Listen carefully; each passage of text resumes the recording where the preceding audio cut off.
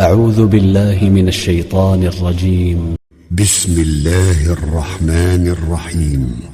قل يا أيها الكافرون